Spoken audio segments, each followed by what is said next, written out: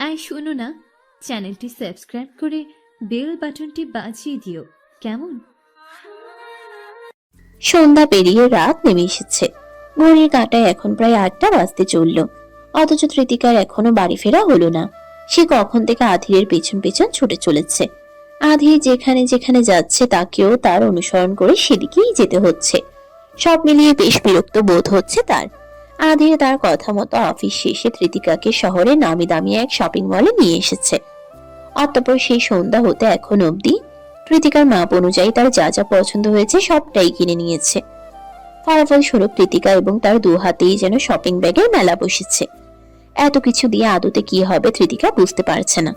কিছু বলতে নিলেও চাপা স্বরে ধমক দিচ্ছে আধির।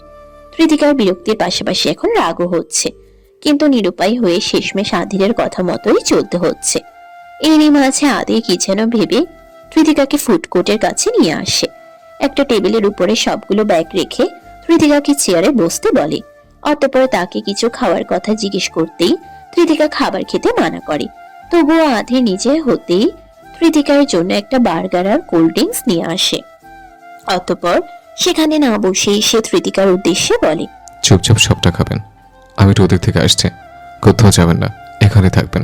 আধির এই বলেই কৃতিকাকে কোনো কিছুই বলার সুযোগ না দিয়েই চলে যেতে লাগলো। আর কৃতিকা সম্পূর্ণ হতবুদ্ধি হয়ে বসে রইল। তবে এরই মধ্যে আধির মাঝ রাস্তা হতে আবারও ফিরে এসে কৃতিকার উদ্দেশ্যে বলে, হোয়াটস ইউর ফেভারিট কালার? আচমকা এহেন প্রশ্নে কৃতিকা থমকায়। পরক্ষণেই আবার নিজেকে তটস্থ করে আওড়ায়। সাদা আর নীল দুটোই ভালো লাগে। কৃতিকার জবাবে আধির যেন বেশ খুশি হলো। অজান্তেই তার মুখে কিঞ্চিত হাসি ফুটে ওঠে। সেও নিষ্পৃহে আওড়ায়। পারফেক্ট। এই বলেই সে স্থান ত্যাগ করে চলে যায়। আর কৃতিকা অবাক চোখে পেছন হতে আধিরের দিকে তাকিয়ে থাকতে থাকতেই বলল, এই লোকটা পাগল নাকি? কৃতিকা বেশ কিছুক্ষণ হলো বার্গারটার দিকে তাকিয়ে রয়েছে। এমনটা নয় যে সে এটা কখনো দেখেনি। যুগ হিসেবে এসব জিনিস সচরাচর অনেকেরই নজরে আসে, তবে এই খাবার এখনো খাওয়ার মতো সৌভাগ্য কৃতিকার হয়নি। এই মুহূর্তে বার্গারটা তার কাছে বেশ কৌতূহলী বিষয়বস্তু। সাইজে এত বড়, তার মাঝে ভেতরে কি সব জিনিস দিয়ে ভরপুর। এটাকে পেটে কিভাবে পুরবে তাই ভাবছে সে। যদিও তার চিন্তা ভাবনার মাঝে কোল্ড ড্রিঙ্কসটা সম্পূর্ণ শেষ করে ফেলেছে, তবে এখন অবধি বার্গারের দিকে হাত বাড়ানোর সুযোগ হয়নি। অনেক ভাবনা চিন্তার পর কৃতিকা কিছুটা দ্বিধাদ্বন্দ্ব নিয়েই বার্গারের উপরে বানটা হাত দিয়ে তোলে। নিমিষে কপাল কুঁচকে জায়গা মতো বানটা রেখে দেয়। বেশ বিরক্তও হয়। বিরক্তিটা অবশ্য খানিক আধিরের প্রতি। সে তো বললোই কিছু খাবে না, তাহলে এই অপদার্থের মতো জিনিসটাকে কেন নিয়ে গেল? কৃতিকা হতাশ হয়ে চুপচাপ বসে রয়েছে। এরই মধ্যে আচমকা আধিরের আগমন। হাতে তার একটা কালো রঙের শপিং ব্যাগ। ব্যাগ দেখেই বোঝা যাচ্ছে ভেতরে বেশ দামি কিছু রয়েছে। কৃতিকা সেসবে নজর দেয় না, তবে আধির ঠিকই তার কাছে আসা মাত্রই বলে ওঠে, এখনো খাননি কেন? আধিরের কণ্ঠস্বরে কৃতিকা কিছুই বলে না। মাথা উঁচিয়ে এক পলক আধিরকে দেখে চুপটি করে বসে থাকে। বেশ ইতস্তত বোধ হচ্ছে, কি বলবে তাই বুঝতে পারছে না। এরই মধ্যে আধির তার হাতের ব্যাগটা পাশে রেখে কৃতিকার দিকে কিছুক্ষণ চেয়ে থাকে, যেন কৃতিকাকে নিজের বিশেষ নজরে পরখ করে তার ভেতরের বিষয়বস্তুগুলো পড়ার চেষ্টা চলছে। কিন্তু এতে কৃতিকা আরো বেশি অস্বস্তিতে পড়ে যায়। আধির তাকে আবারও কিছু জিজ্ঞেস করতে চেয়েও থেমে যায়। কি যেন ভেবে নিয়ে বার্গারটা নিজের হাতেই তুলে নিয়ে রেপিং পেপারটা দিয়ে গুছিয়ে নেয়। আপনি অনেক জেদি মিস্তে তোকা। আচমকা আধিরের এহেন কথায় কৃতিকা কপাল কুঁচকে তার দিকে তাকায়। সে কিছু বলতে নেবে তার আগে আধির আগপাচ কিছু না ভেবে সোজা কৃতিকার মুখের সামনে বার্গারটা ধরে। নিরেট কণ্ঠে বলল, হা করুন। একদম নির্বিকার তার অভিব্যক্তি, যেন এসব বিষয়ে তার মাঝে কোনো বিশেষ প্রতিক্রিয়াই নেই। সবই যেন স্বাভাবিক। অথচ কৃতিকা এদিকে সম্পূর্ণ স্তব্ধ, চোখ পিটপিট করে আধিরকে দেখছে। আধির ইশারায় তাকে আবারও মুখ খুলতে বলে। শেষমেশ কৃতিকা উপায় না পেয়ে বার্গারের এক পাশে ছোট্ট করে কামড় বসায়। কৃতিকা ধীরে ধীরে স্তব্ধ হয়ে খাবার চিবিয়ে যাচ্ছে। তার বিস্মিত নজর সম্পূর্ণটাই আধিরের দিকে। এদিকে আধিরও তাকে নির্বিকার দৃষ্টিতে দেখছে। কিছুটা সময় অতিক্রম হবার পর আধির ভারী শ্বাস ফেলে এবং কৃতিকার হাতে বার্গারটা সযত্নে ঠিকঠাক ভাবে ধরিয়ে দিয়ে বলে, এখন এক পাশ থেকে খেয়ে পুরোটা শেষ করুন। দ্বিতীয়বার আধিরের কণ্ঠে কৃতিকার হুঁশ ফেরে। দ্রুত নজরটা নিচের দিকে ফিরিয়ে মাথা নুয়ে ফেলে এবং আধিরের কথা মতো শেষ অবধি ভালো করে পুরোটা খাবার শেষ করে। কৃতিকা যতক্ষণ মাথা নুইয়ে খাবার খাচ্ছিল পুরোটা সময় আধির তখন আর দৃষ্টিতে চেয়ে তার দিকে তাকিয়ে। মেয়েটা তার কাছে বেশ অদ্ভুত লেগেছে। আশেপাশে থাকলে এক অদ্ভুত প্রশান্তি কাজ করে, যদিও এসবের হয়তো কোনো মূল্য নেই। কিন্তু থাকুক না, অতীতের সম্পর্কটা যেমনই হোক, তৃতিকা না হয় তার তেতোকা হয়েই থাকুক। তৃতিকার খাবার শেষ হলে দুজনে এবার বাড়ি যাবার জন্য উঠে দাঁড়ায়। রাত প্রায় অনেকটা হলো। এবার তৃতিকা বাড়িতে না পৌঁছাতে পারলে বেশ দেরি হয়ে যাবে, এই ভাবনাই দুজনের। গাড়িতে চড়ে বসলো। গাড়ি চলছে তার আপন গতিতে। তৃতিকা চুপটি করে আধিরের পাশে বসে রয়েছে, আর আধির নিজের সম্পূর্ণ মনোযোগ দিয়েছে ড্রাইভিং এ। এভাবে চুপচাপ থাকতে তৃতিকার বেশ বিরক্ত লাগলো। রাস্তাটাও ফুরোচ্ছে না। আমার মাথার মধ্যে চলছে নানান কথাবার্তা, চিন্তা ভাবনা। শেষমেশ নীরবতা কাটিয়ে সে আধিরের উদ্দেশ্যে আওড়ায়। আমার জন্য এত কিছু না কিনলে হতো। এত কিছু আমার প্রয়োজন নেই, শুধু শুধু টাকা নয়।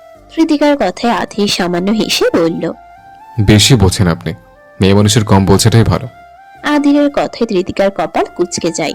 পাশে মুখ ফিরিয়ে তীক্ষ্ণ দৃষ্টিতে আধিরকে দেখে। দুটো কড়া কথা মুখ থেকে বের হতে নিলেও সে থেমে যায়। পরক্ষণে কি যেন ভেবে নিয়ে বলে উঠল। শুনুন।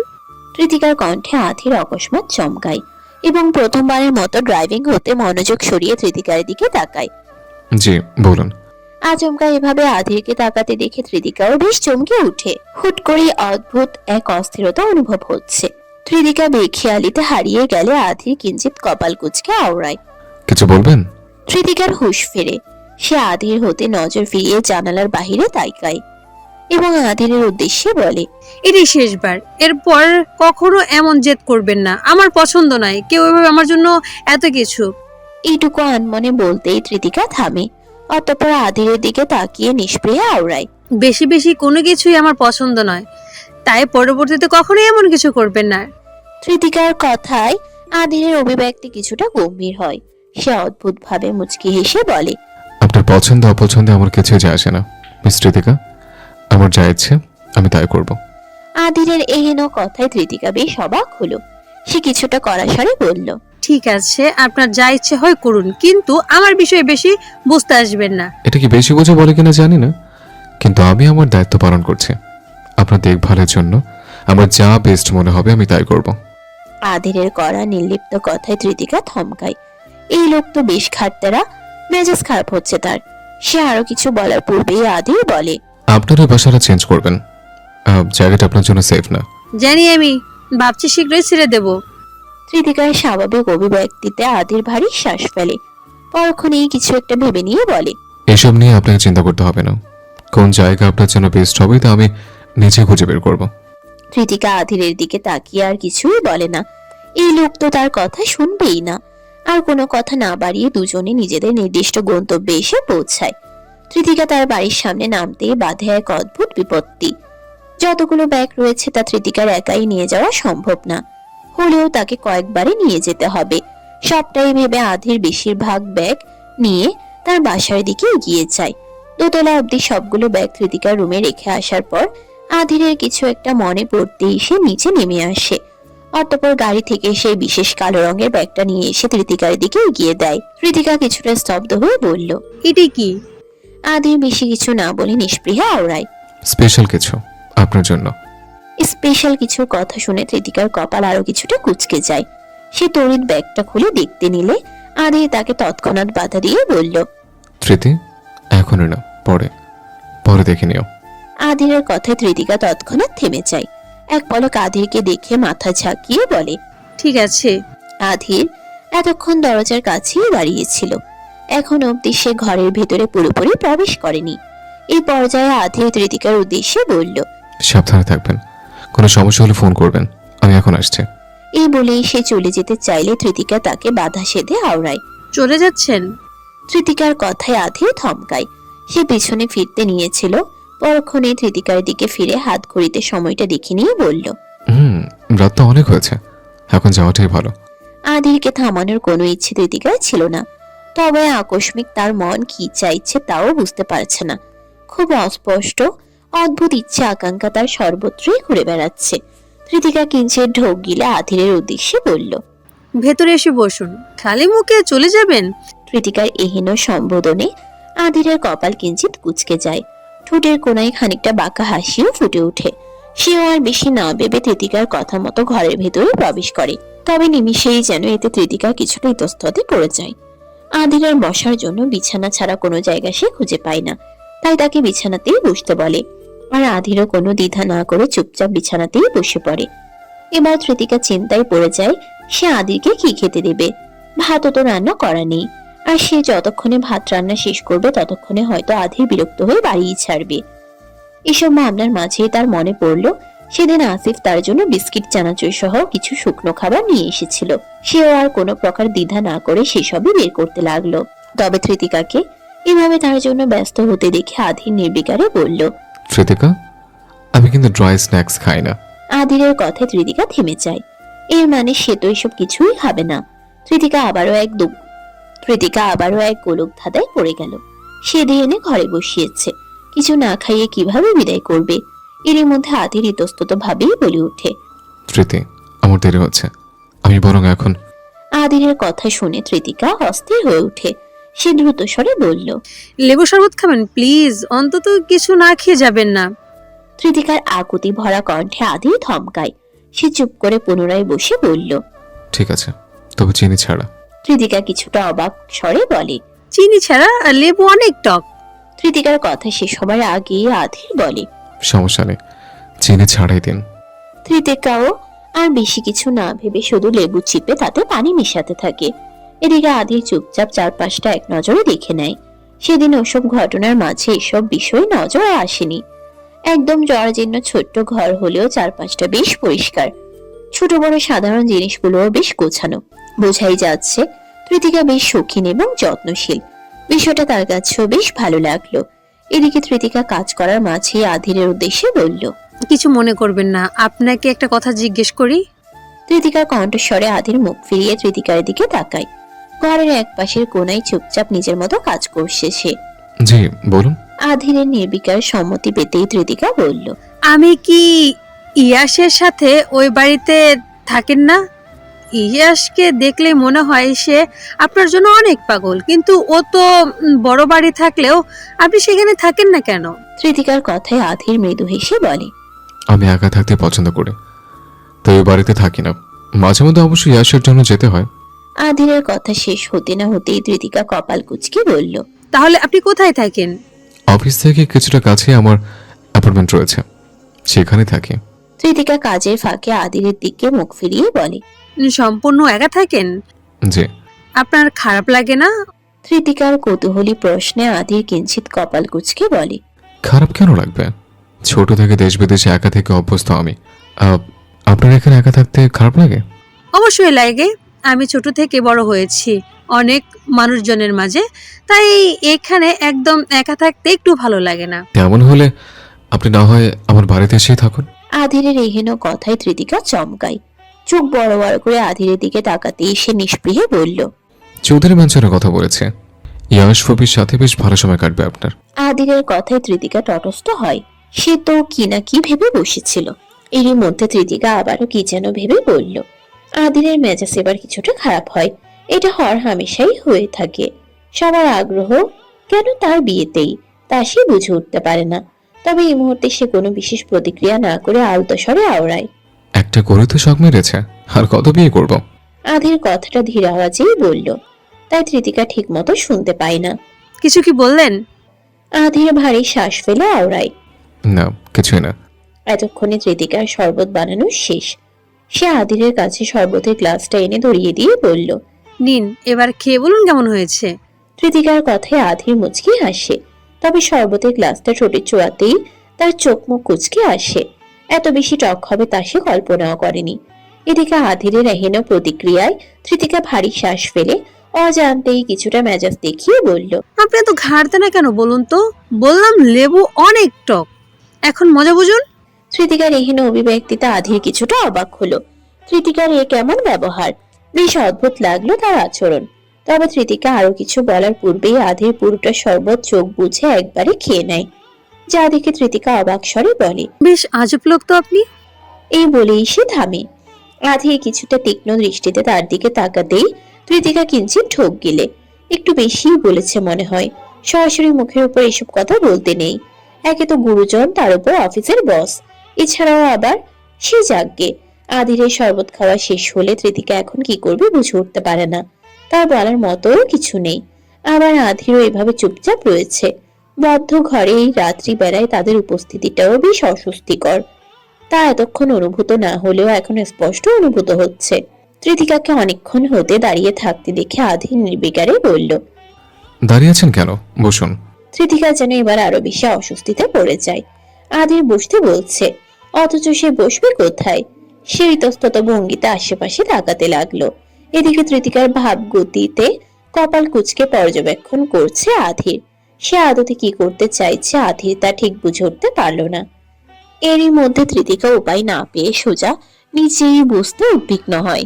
যা বোঝা মাত্রই আধির বাধা সেধে বলল। এ কি? এই কি করছেন? এখানে বসুন। অকস্মাৎ আধিরের জোরালো কণ্ঠে তৃতিকা চমকায়, বসতে নিয়েও থমকায়। এর মাঝে আবার আধির তার দিকে হাত বাড়িয়ে দিয়েছে, যেন সে গিয়ে বিছানাতেই বসে। কিন্তু এরই মধ্যে যা অঘটন ঘটার তা ঘটে যায়। তৃতিকা আকস্মিক পড়ে যেতে নিলে আধিরের হাত টেনে ধরে, কিন্তু এতে আধির হঠাৎ ব্যালেন্স হারিয়ে সোজা তৃতিকার উপরে পড়ে। তৃতিকা সম্পূর্ণরূপে মেঝেতে শুয়ে রয়েছে, আর তার উপর এক গম্ভীর্যে মোড়ানো বলিষ্ঠ দেহের অস্তিত্ব। আধিরের দু হাত তৃতিকার বাহুর দিয়ে পাশে ভর দিয়ে খাড়ানো। এছাড়া দুজনের মধ্যকার দূরত্বটাও বেশ অনেকটা। তৃতিকা চোখ মুখ কুঁচকে শুয়ে আছে, হাত পাতার বিস্ময়ে অবশ হতে নিয়েছে। অথচ অপলক দৃষ্টিতে আধির তার দিকে তাকিয়ে। হঠাৎ কি হতে কি হলো কিছুই যেন বোধগম্য নয়। আধির আর তৃতিকা সম্পূর্ণ মুখোমুখি এক অবস্থানে। এরই মধ্যে তৃতিকা স্বাভাবিক হয়ে আচমকা চোখ খোলে। চোখের সামনে আধিরকে এহেন অবস্থায় দেখে বিস্ময়ে চোখ তার কপালে উঠে, আরো বেশি ঘাবড়ে যায়। যা বোঝা মাত্রই আধিরও নিজেকে তটস্থ করে। একই সাথে তৃতিকার প্রতি অজান্তে এসে রাগান্বিত হয়। ফলাফল স্বরূপ সে দাঁত চেপে তৃতিকার উদ্দেশ্যে চাপা স্বরে আওড়ায়। তৃতি, আপনি তো জেদি কেন? নিমেষেই তৃতিকার কপাল কুঁচকে যায়। সে আবার কি জেদ করলো? এই অঘটন তো আধির জন্যই ঘটলো। সে তো চুপচাপ নিচেই বসতে নিয়েছিল, বাধা দিয়েই তো সর্বনাশ হলো। যথারীতি এমন পরিস্থিতিতেও সে রুক্ষ গলায় ছাজালো কণ্ঠে বলে উঠল। যদি আমি নাকি আপনি? এত বেশি বুঝতে কে বলেছে আপনাকে? সবসময় বেশি বোঝেন, ইন্টারন্যাশনাল খারুজ আপনি। তৃতিকার এহেন অভিব্যক্তিতে আধিরের কপাল কুঁচকে যায়। বিস্ময়ে সে চোখ মুখ কুঁচকে স্তব্ধ স্বরে আওড়ায়। কি? তৃতিকা আর কথা বাড়ায় না। চোখ মুখ কুঁচকে আধিরকে এক প্রকার ঠেলে সরিয়ে বলল, কিছু না, সরুন এখান থেকে। আধিরও তৎক্ষণাৎ তটস্থ হয়ে তৃতিকা হতে সরে আসে। দ্রুত উঠে দাঁড়িয়ে জামা কাপড় ছাড়তে শুরু করে। বেশ ভালোই ধুলো লেগেছে গায়ে। তৃতিকা আনমনেই সেসব ছেড়ে দিতে হাত বাড়িয়েও থেমে যায়। নিজেকে তটস্থ করে চুপটি করে দাঁড়িয়ে থাকে। এদিকে আধিরের আর এক মুহূর্ত থাকার কোনো ইচ্ছে নেই। কোনো মতে তৃতিকার কাছ থেকে বিদায় নিয়েই তার বাড়ি ছেড়ে চলে যায়। আধির চলে যেতেই তৃতিকা হাফ ছেড়ে শ্বাস ফেলে।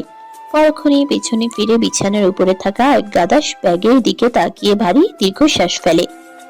সময় করে তৃতিকা রাতের মধ্যেই একে একে সবগুলো ব্যাগ খুলে দেখতে থাকে। জামা কাপড় হতে প্রত্যেকটা জুতা জোড়া সবই মারাত্মক সুন্দর। তৃতিকা সবগুলো জামা একবার নিজের গায়ে লাগিয়ে বোঝার চেষ্টা করে তাকে দেখতে ঠিক কেমন লাগছে, কিন্তু এর স্পষ্ট অনুভূতিটা সে অনুভব করতে পারে না। ঘরে কোনো আয়না না থাকায় অনুমানে সে ভেবে নেয় সবগুলো জামাই সুন্দর। শেষে আনমনে মুচকি হেসে আওড়ায়, খারুজটা পছন্দ বেশ মারাত্মক। অতঃপর তৃতিকা সবকিছুই আনমনে গুছিয়ে রাখে। আর এরই মধ্যে তার নজর হতে বেরিয়ে যায় আধিরের দেওয়া সেই বিশেষ কালো রঙের ব্যাগটা। এত কিছুর মাঝে শেষে সে সেই ব্যাগটার কথা ভুলেই যায়। বেলা দুপুর 1টা। ভার্সিটি শেষে খোলা মাঠের মধ্যে এদিক সেদিক হেঁটে বেড়াচ্ছে তৃতিকা। এখান থেকে অফিসে যাওয়ার জন্য সে প্রায় উদ্বিগ্ন।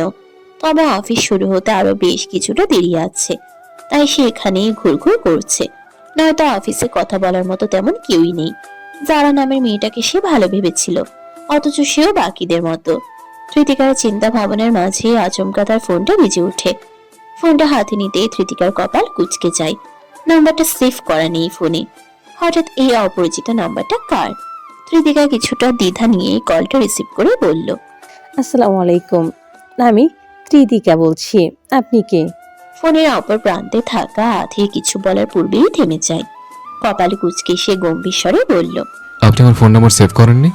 আচমকা আধিরের কণ্ঠস্বরে ত্রিতিকা কিঞ্চিত চমকায়। এই লোক আবার তাকে কেন ফোন করেছে, তাও এই সময়ে? আপনি কি অধীর রায়ান নাকি আমার ভুল হচ্ছে? ত্রিতিকার এহেন অভিব্যক্তিতে আধির বেশ অবাক হলো। কিছুটা রুক্ষ স্বরে সে ত্রিতিকার উদ্দেশ্যে বলল। একে তো ফোন নাম্বার সেভ করেননি, তার উপর আমাকে নিয়েও আপনার সন্দেহ। ত্রিতিকা এবার আশ্বস্ত হয়। এটাই তার খারুস রায়ান চৌধুরী। কথার ভঙ্গিতেই তা স্পষ্ট। আবার তার সালামের উত্তরও দেয়নি। অসভ্য লোক। হঠাৎ সালামের বিষয় মাথায় আসতেই ত্রিতিকা সরাসরি আধিরের উদ্দেশ্যে বলল। এই, আপনি আমার সালামের উত্তর দেননি। আচ্ছা, আপনি কি একটু সভ্য মানুষদের মতো চলতে পারেন না? খ্রিস্টান কিংবা চাইনিজ নাকি আপনি? ওই চাইনিজদের মতো ইঁদুর বাদুর ব্যাং খান? যে শাট আপ, পাগল হয়ে গেছেন? কিসব বাজে বলছেন? তো আর কি বলবো শুনি? এখন অবধি আপনার সালাম কালাম করে দেখিনি। ওই শাহবাগের মডার্ন নাস্তিকের মতো নন তো আপনি। স্মৃতি, এবার কিন্তু খুব বেশি হচ্ছে। কম বেশি কথা জানি না, আমার সালামের উত্তর দিন। এমনিতেই জীবনে শান্তি নেই। ত্রিতিকার এইসব কথার সাথে আধির আর না পেয়ে বলল। ওয়ালাইকুম আসসালাম। আধিরের এমন কথায় ত্রিতিকা বিস্তৃত মুচকি হাসে।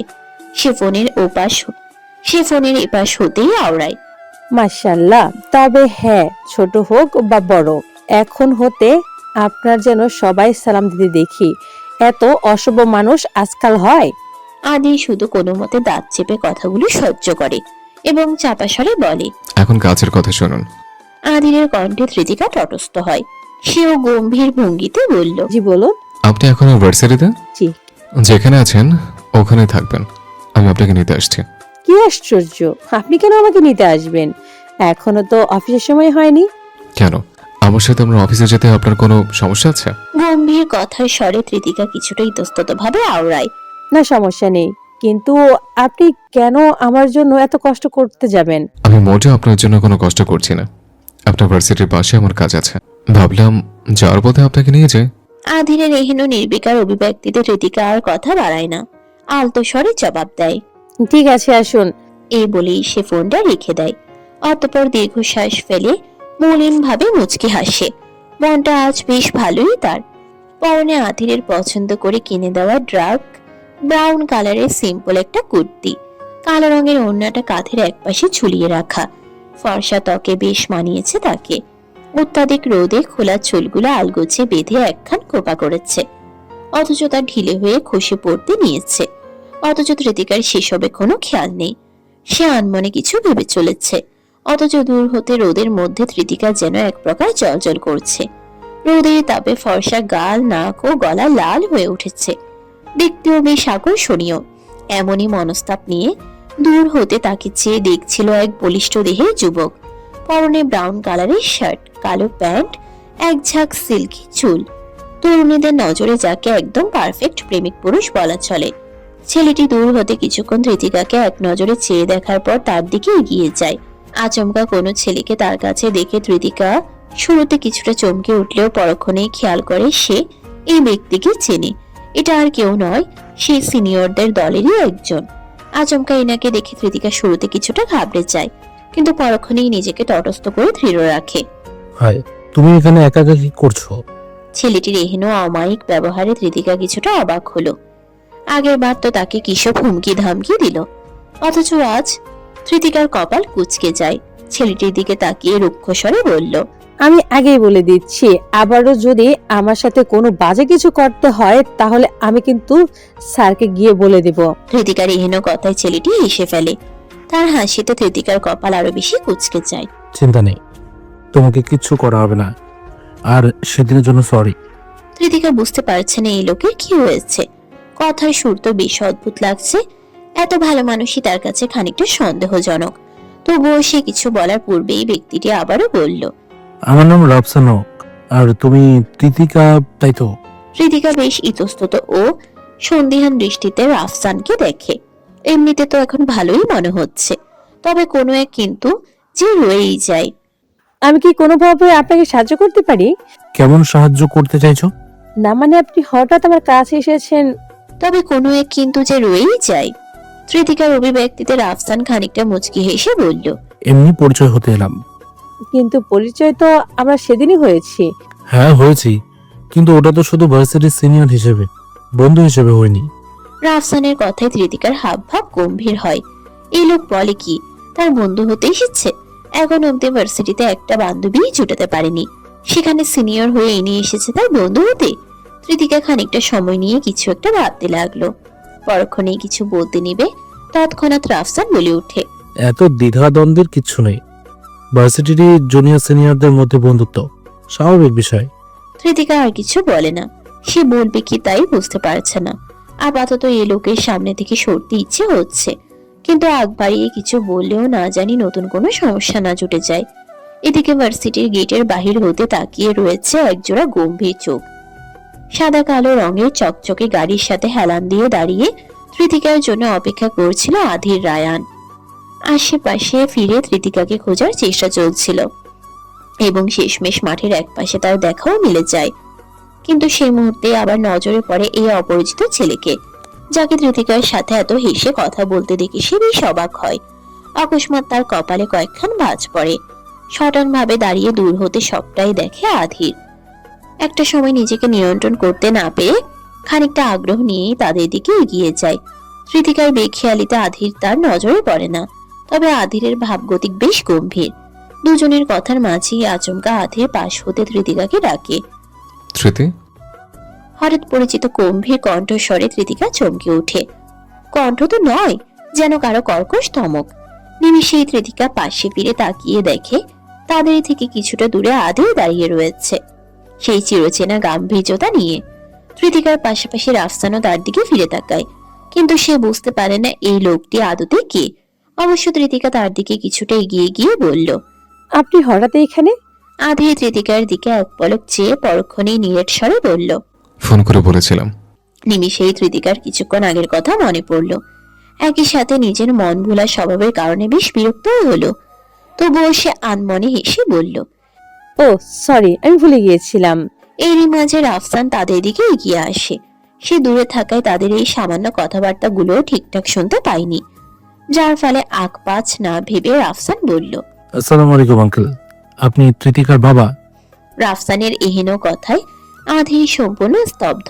অন্যদিকে তৃতিকা বিস্মিত হলেও পরক্ষণেই হেসে উঠল। অজান্তেই তার হাসি পাচ্ছে। সে না চাইলেও মিটমিট করে হেসে ফেলে, যা রাফসানের নজরে পড়তেই সে ভাবে হয়তো ভুল কিছু বলে ফেলেছে। এভাবে বলা উচিত হয়নি, যে কারণে সে গম্ভীর মূর্তির ন্যায় দাঁড়িয়ে থাকা আধিরের উদ্দেশ্যে আওড়ায়। I am sorry, I think আপনি ওর আঙ্কেল। ভুল কিছু বললে I am really sorry. Adhir আর কিছুই বলে না, সে ভারী শ্বাস ফেলে সরাসরি তৃতিকার দিকে তাকিয়ে আওড়ায়। আমি গাড়ির কাছে যাচ্ছি, দ্রুত আসুন। শেষ বেলায় আধিরের আপনি সম্বোধনে রাফসান বেশ অবাক হলো। এই লোক আদতে তৃতিকার কে? সে তৃতিকাকে আরো কিছু জিজ্ঞেস করবে, ততক্ষণে আধির পেছন ঘুরে গাড়ির দিকে পা বাড়িয়েছে। একই সাথে তৃতিকাও তার পেছনে পেছনে হেঁটে চলেছে। যেতে যেতে একবার পেছনে ঘাড় ঘুরিয়ে রাফসানের উদ্দেশ্যে ইশারায় ও আলতো স্বরে আওড়ায়। ভালো থাকবেন রাফসান ভাই, পরে কথা হবে। এই বলে সেও আধিরের সাথে তাল মিলিয়ে হাঁটার চেষ্টা করে, কিন্তু তৃতিকা খেয়াল করে এই লোক বেশ জোরে জোরে পা ফেলে হাঁটছে। হঠাৎ এত জোরে হাঁটার মতো কি হয়েছে শুনি? আধিরের সাথে পা মেলাতে গেলে তো তৃতিকা কতবার উষ্টা খেয়ে নিচে পড়বে। তার ধারণা কি আধিরের আছে? হয়তোবা নেই, কারণ ইনি তো আশেপাশেও তাকাচ্ছে না। কে বাঁচলো আর কে মরলো? অন্যদিকে পেছনে হতে দুজনকে চেয়ে দেখতে থাকে রাফসান। তার পাশে তার আরো এক বন্ধু এসে দাঁড়িয়েছে। সেও তৃতিকা আর আধিরের দিকে চেয়ে রাফসানের উদ্দেশ্যে বলল, মাইয়াটা হেব্বি মাইরি, প্রেমে টেমে পড়লি নাকি নাকি শুধু খাওয়ার চিন্তায় আছিস?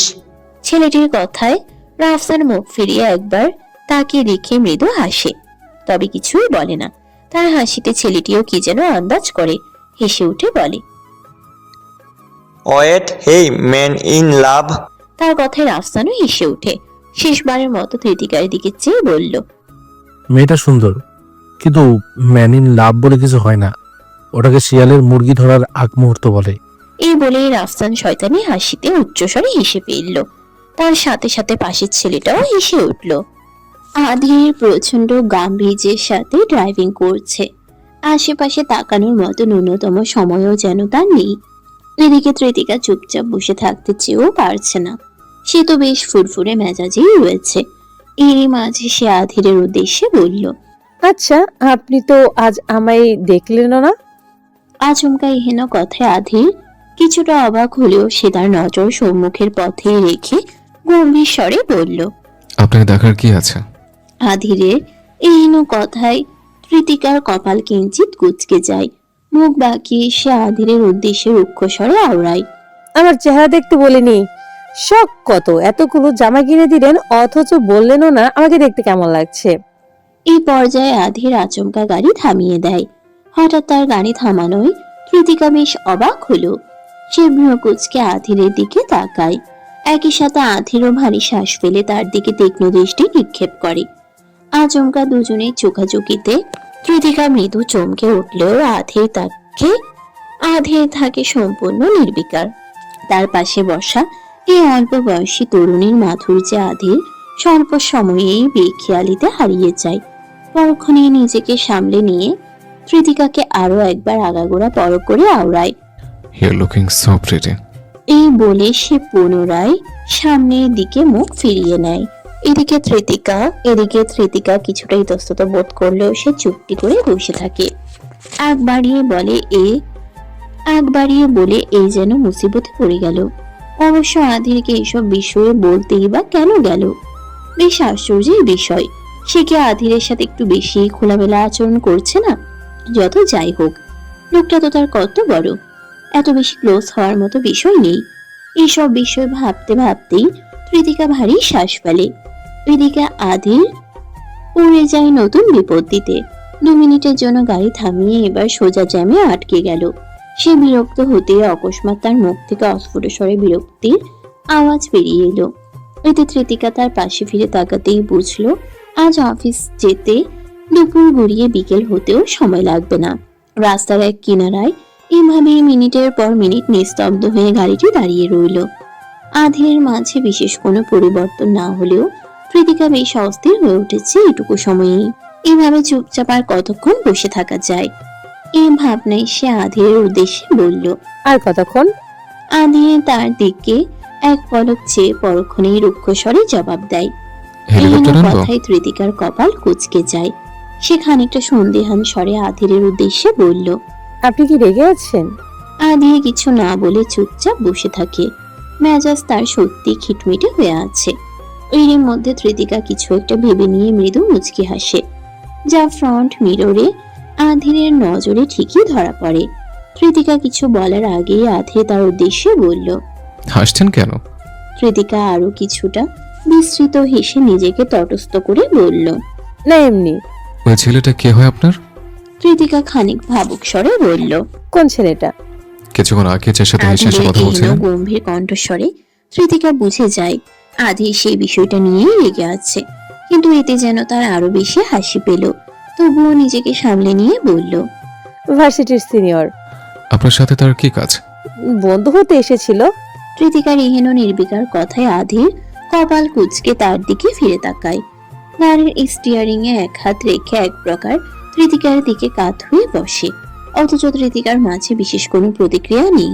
সে সম্পূর্ণ স্বাভাবিক, একই সাথে অজান্তেই মিটমিট করে হাসছে। তার এই অনবরত হাসিতে আধিরের কপাল আরো বেশি কুঁচকে যায়। এমন পরিস্থিতিতেই সে ভ্রু উঁচিয়ে কিঞ্চিত তাচ্ছিল্যের সহিত মৃদু হাসে। পরক্ষণেই ভারী কিশোরে কৃতিকার উদ্দেশ্যে বলে, ভার্সিটি সিনিয়র এসছে আপনার বন্ধু হতে? হ্যাঁ। পুনরায় কৃতিকার স্বাভাবিক অভিব্যক্তি। আধিরের সর্বত্রে রাগ তিত্তির করে বাড়ছে, আর কৃতিকা যেন সব বুঝেও ভং ধরে বসে রয়েছে। এদিকে আধির দাঁতের সাথে দাঁত পিষে আরো এক পলক কৃতিকাকে দেখে নেয়। পরক্ষণেই নজরটা সামনের দিকে ফিরিয়ে আওড়ায়, এসব থার্ড ক্লাসের ফ্রেন্ড বানানোর প্রয়োজন নেই। কি বলবে? Third class? রাফসান ভাই তো দেখতে বেশ হ্যান্ডসাম, খারাপ তো না। কৃতিকার ইচ্ছাকৃত আগ বাড়িয়ে এসব কথা বলায় আধিরের মেজাজ আরো বেশি খারাপ হলো। সে মারি শ্বাস ফেলে দাঁতে দাঁত চেপে চাপা স্বরে বলল, হ্যান্ডসাম? আধিরের ইচ্ছে করছে একসাথে অনেক কিছু বলতে, কিন্তু সে প্রতিবারই নিজেকে যথাসাধ্য স্বাভাবিক রাখার চেষ্টায় রয়েছে। কেননা হুটহাট এইসব বিষয়ে ছেলে মানুষই কথাবার্তা বলার মতো ব্যক্তি তো সে নয়। কিন্তু মন মস্তিষ্ক তো আজ আর নিজের নিয়ন্ত্রণে নেই। এদিকে তৃতিকাও যেন আদা জল খেয়ে তার পেছনে লেগেছে। আদি কিছুক্ষণ চুপ থেকে পরক্ষণেই নিজেকে স্বাভাবিক করে তৃতিকার উদ্দেশ্যে বলল। আপনার বয়স কত? তৃতিকা কিঞ্চিত কপাল কুঁচকে বলল। কেন? জিজ্ঞেস করেছে যখন, তবে উত্তর দেন। মেয়েদের বয়সে জিজ্ঞেস করতে নেই, আপনি জানেন না? স্মৃতি, মস্করা করবেন না। তৃতিকা চোখ মুখ কুঁচকে আওড়ায়। 18 পেরিয়েছে, কয়েক মাস হলো, 18.5 বলাই যায়। তৃতিকার হীন কথায় আধির ভারী শ্বাস ফেলে বলল। এবার বলুন, আমাকে কি আপনার বাবা চাচার বয়সে লাগে? আধিরের অভিব্যক্তিতে তৃতিকা অজান্তেই হেসে ওঠে। তার হাসিতে আধির ধমকের স্বরে বলল। খবরদার, হাসবেন না। তৃতিকা নিজের হাসি থামিয়ে বলে। আচ্ছা ঠিক আছে, হাসবো না আমি। আর শুনুন, রাফসান ভাইয়ের কথায় এত রেগে যাওয়ার কিছুই নেই। আপনি নিজেকে কখনো আয়নায় দেখেন না? দেখলে তো আপনাকে এসব নিয়ে আর ভাবতে হতো না। আপনি দেখতে কত সুন্দর, একদম সিনেমার বিদেশি নায়কের মতো। আপনার সাথে আমার বিয়ে হিসেবে হয়তো বয়সটা একটু বেশি, কিন্তু তা তো আপনাকে দেখে বোঝার উপায় নেই। আর আপনি জানেন, আমরা যখন অফিসে ইন্টারভিউ দিতে গিয়েছিলাম তখন কি হয়েছিল? সবগুলো মেয়ে শুধু আপনার জন্য ভুলভাল ইন্টারভিউ দিয়ে চলে এসেছিল, কারণ ওরা তো আপনার মারাত্মক চেহারা দেখেই পুরো মাতাল হয়ে গিয়েছিল। ইন্টারভিউ দেবে কি করে? তৃতিকা বেশ অতিরঞ্জিত ভঙ্গিতে প্রচন্ড আত্মবিশ্বাসী স্বরে একদমে কথাগুলো বলে থামলো। এদিকে আধির তার দিকে কিছুক্ষণ তাকিয়ে থাকার পর কপাল কুঁচকে বলল। মস্করা করছেন? আধিরের এহেন গম্ভীর স্বরে তৃতিকার শুরুতে খানিকটা ইতস্তত বোধ করলেও পরক্ষণেই আবার পুরো কনফিডেন্সের সাথে বলল। মোটেও না। আমি কি আপনার সাথে মজা করতে পারি? তাহলে এটা বলুন, ওই রাফসান কেন আমাকে ওসব কথা বললো? আহা, মানুষের ভুল হতেই পারে, আর তার বলার অবশ্যই কারণ আছে। আমাদের ক্লাস একটা মেয়ে আছে, ওর বাবা এসেছিল কিছুদিন আগে ওর সাথে দেখা করতে। অনেকটাই আপনার মতো জোয়ান তাঙ্গুস। আমরা তো ভেবেছিলাম বড় বাড়িটাই হবে হয়তো, পরে শুনি ওর মা ওই নাকি ওর বাবা। এমন তো আরো অনেক আছে, এই জন্যই হয়তো রাফসান ভাই বুঝতে ভুল হয়েছে। তৃতিকা এই বলেই পুনরায় থামে। সে উৎসুক দৃষ্টিতে আধিরকে আর চোখে দেখছে। কোনো কথাবার্তা বলছে না দেখে ভারী শ্বাস ফেলে আবারও কিছু বলতে উদ্বিগ্ন হয়। তবে এরই মাঝে আধির তাকে থামিয়ে দিয়ে নীরের স্বরে বলল। আর কিছু বলতে হবে না, চুপচাপ বসে থাকুন। ইদানিং বেশি কথা বলছেন আপনি। এই বলে আধির রাস্তার দিকে ধ্যান দেয়। গাড়ির এগোনোর কোনো উপায় নেই। বড়সড় জ্যামে আটকে পড়েছে দুজন। এদিকে তৃতিকা আধিরের কথায় মুখ ভেঙচিয়ে চুপটি করে বসে থাকে। নজর তার জানালার বাহিরে, রাস্তার কিনারায়। সেখানে একটা ফুচকাওয়ালা দাঁড়িয়ে সবাইকে ফুচকা দিচ্ছে। নিমেষেই তৃতিকার সকল ধ্যান জ্ঞান সেদিকে চলে যায়। কিছুক্ষণ এক নজরে সেসব দেখার পর সে আধিরকে উদ্দেশ্য করে বলল। শুনছেন, আমি ফুচকা খাবো। না। আধিরের নিষ্পৃহতায় তৃতিকা ভারী দীর্ঘশ্বাস ফেলে বলল। তাহলে আপনি থাকুন, আমি গিয়ে খেয়ে আসছি। এই পর্যায়ে আধির মুখ ফিরিয়ে তৃতিকার দিকে তাকায়। পরক্ষণেই জানালা পেরিয়ে নজর পড়ে রাস্তার ওপারে। একজন ফুচকাওয়ালাকে ঘিরে মানুষের উপচে পড়া ভিড়। অথচ এই দুপুরেও এমন দৃশ্য দেখে আধির বেশ অবাকই হলো। এদিকে তৃতিকা আগপাছ না ভেবে গাড়ির দরজা খুলতে উদ্বিগ্ন, কিন্তু কোনো মতেই খুলতে পারছে না। বিরক্ত হয়ে আধিরের উদ্দেশ্যে বলল। এটা কিভাবে খোলে? দ্রুত খুলে দিন। আধির তৃতিকার কথায় পাত্তা না দিয়ে বলল। ওসব খেতে হবে না, ওগুলো স্বাস্থ্যের জন্য ভালো না। আধিরের এহেন কথায় তৃতিকার মেজাজ খারাপ হলো। সবসময় কিসের এত স্বাস্থ্যবিধি? হাতে টাকা আছে, খাওয়ার জন্য আল্লাহ যথেষ্ট রুচি দিয়েছে, তাহলে আর কি লাগে? হায়াত মাউতের কথা বলা যায় নাকি? এই ভাবনায় সে আধিরের দিকে বিরক্তির চাহনিতে তাকিয়ে বলে। আপনাকে কেউ বলেছে আমার স্বাস্থ্য নিয়ে এত জ্ঞান দিতে? একটু একটু এসব খেয়ে কিছু হয় না, উল্টো মন ভালো থাকে। আপনি প্লিজ দরজা খুলে দিন। আধির তৃতিকার কথায় কিছুটা বিরক্ত হয়েই ভারী শ্বাস ফেলে এবং তৎক্ষণাৎ তৃতিকার দিকে এগিয়ে গিয়ে দরজাটা খুলে দেয়। কিন্তু আচমকা আধিরকে নিজের এত সংস্পর্শে পেয়ে নিমিষেই তৃতিকার হুঁশ উড়ে যায়। আবার কিঞ্চিত ঢোক গিলে নিজেকে তৎক্ষণাৎই সামলে নেয়। এদিকে আধির একদম নির্বিকার। তৃতিকার হুঁশ ফিরতেই গাড়ি হতে বের হতে নিলে আধির আলতোভাবে তার হাত টেনে ধরে। তৃতিকা পেছন ফিরে তাকাতেই আধির বলল। একা যাওয়ার প্রয়োজন নেই, আমিও আসছি। এই বলে সে তৃতিকার হাত ছেড়ে দেয় এবং নিষ্পৃহে নিজেও গাড়ি হতে বেরিয়ে পড়ে। কৃতিকার পাশ ঘেঁষে আনমনে হেঁটে চলে রাস্তার ওপারে। সামনে যে জ্যাম আটকে রয়েছে তাতে অফিস ফিরতে আরো অনেক দেরি। আধিরের মনোযোগ এইসবে থাকলেও কৃতিকার অদ্ভুত এক অনুভূতি হচ্ছে, যদিও এই অনুভূতি সম্পর্কে সে স্পষ্টভাবে অবগত নয়। কিন্তু তার বেশ ভালো লাগছে, মন পুনরায় অনেক বেশি ফুরফুরে হয়ে গিয়েছে। দুজনে মিলে ফুচকাওয়ালার কাছে যেতে যেতে ক্রমশই চারপাশে মানুষজনের ভিড় যেন কিছুটা কমে গেল। এতে আধির বেশ খুশি হলো।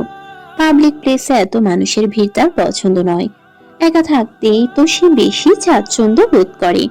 কিন্তু এখন এই কৃতিকার জন্য তার নিত্যদিনের অভ্যাসে কিছুটা পরিবর্তন এসেছে, যা হয়তো আধি নিজেও এখন অব্দি টের পায়নি। এদিকে কৃতিকা শুরুতেই গিয়ে ফুচকাওয়ালার উদ্দেশ্যে বলল, মামা বেশ জাল দিয়ে 1 প্লেট ফুচকা বানিয়ে দিন তো।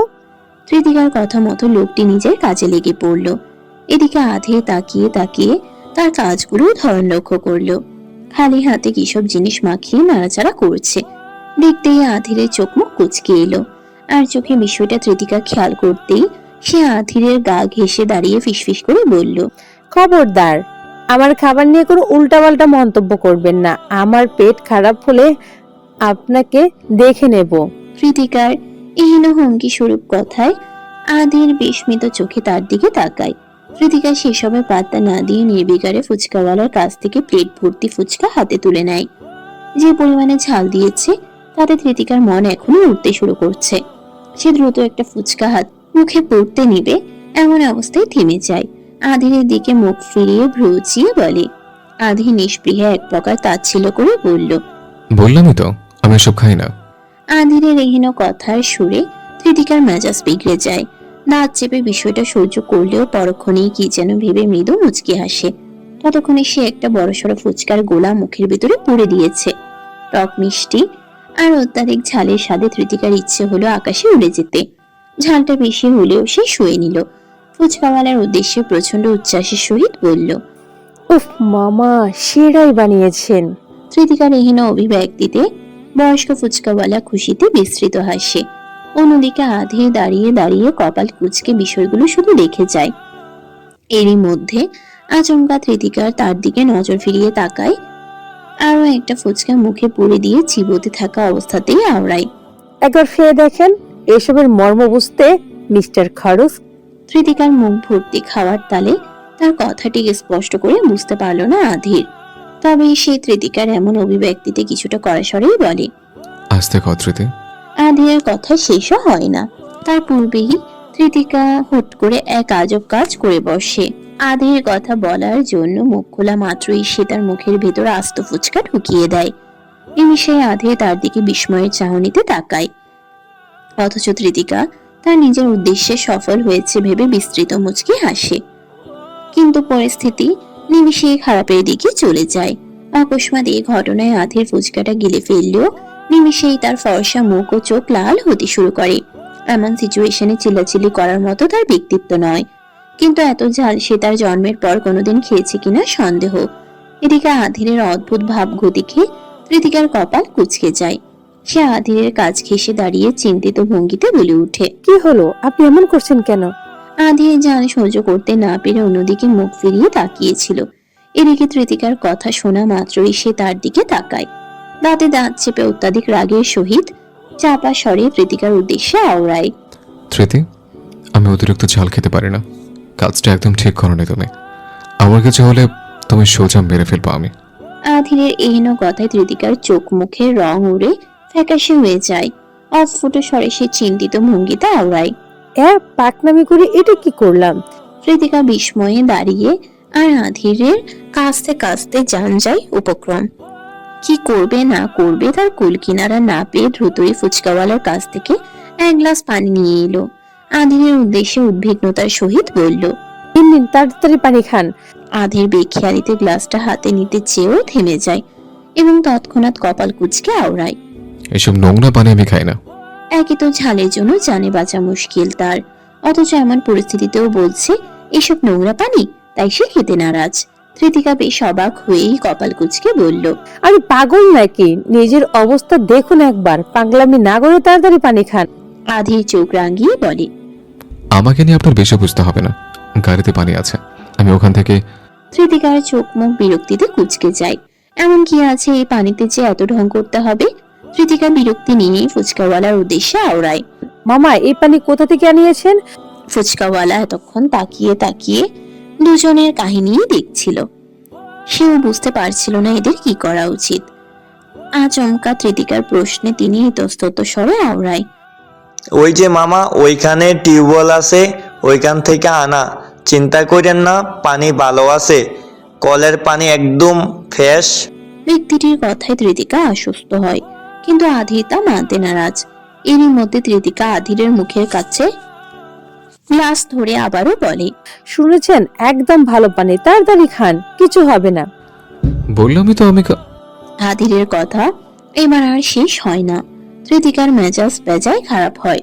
সে অকস্মাৎ এক হাতে আধিরের গাল চেপে ধরে এবং অন্য হাতে গ্লাসটা নিয়ে সোজা আধিরের মুখে ধরে। সম্পূর্ণ পানিটা খাইয়ে সে ক্ষান্ত হয়। নিমিষে আধিরের চোখ মুখ কুঁচকে যায়। ঝালে জনু না হলেও রাগে তার মুখ নিমিষেই রক্তিম হয়ে ওঠে। হিসহিসিয়ে চাপা স্বরে সে তৃতিকার উদ্দেশ্যে আওড়ায়। প্রীতি, তৃতিকা সেসবে বিশেষ কোনো পাত্তা না দিয়ে নিজের মতো উৎসুক কণ্ঠে বলে, ঝাল কমেছে? তৃতিকার এহেন অভিব্যক্তিতা আধিরের চোয়াল শক্ত করে। কোনো মতে নিজেকে দমিয়ে ফুচকাওয়ালার টাকাটা দিয়ে দেয়। সেখানেও টাকা দেওয়া নিয়ে তৃতিকা বাধা সাধতে নিলে আধির অকস্মাৎ তার হাত চেপে ধরে, আড়ালে হাত ধরে খিচে নিজের পাশে দাঁড় করায়। তৃতিকা বুঝে যায় এই খারুস এবার সত্যি রেগে বোম হয়ে গিয়েছে। সেও আর কথা বাড়ানোর সাহস পায় না। অন্যদিকে টাকা মিটিয়ে দিয়ে আধির তাকে এক প্রকার টেনে রাস্তার অন্য প্রান্তে নিজের গাড়ির কাছে নিয়ে যায়।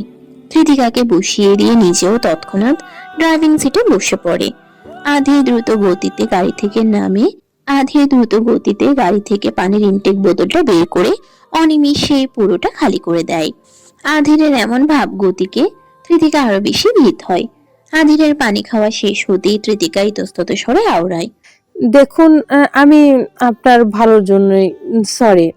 তৃতিকার অসম্পূর্ণ কথা শেষ হতে না হতেই আধি তীব্র রাগান্বিত চাহনিতে তার দিকে ফিরে তাকায় এবং আকস্মিক নিজের হাতে থাকা পানির বোতলটা দুমড়ে মুচড়ে নষ্ট করে ফেলে। তৃতিকার কলিজার পানি এমনিতেই শুকিয়ে যায়। কি যেন ভেবে সে আচমকা গাড়ির দরজা খুলতে উদ্বিগ্ন হয়।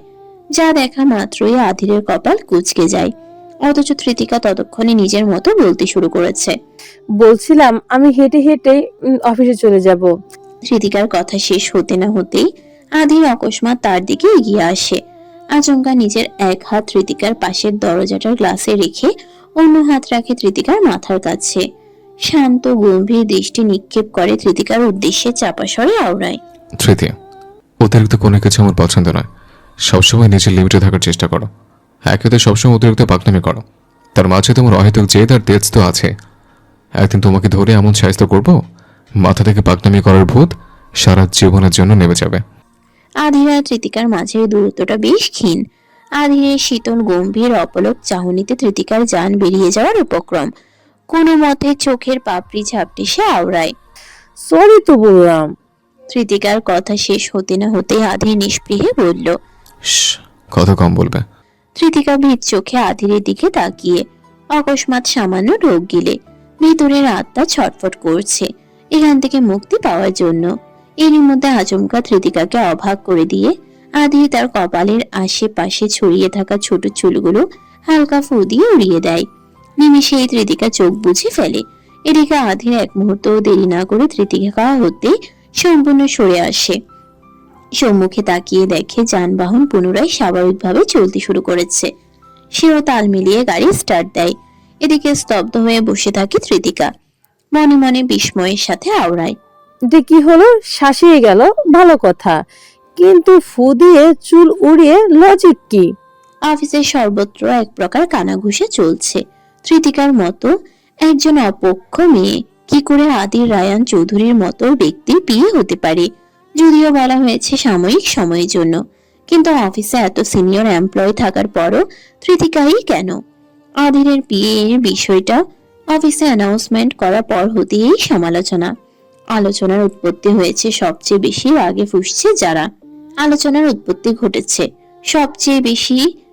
ফুঁসছে যারা। যদিও তার আগের কারণ হয়তো সে নিজেও জানে না।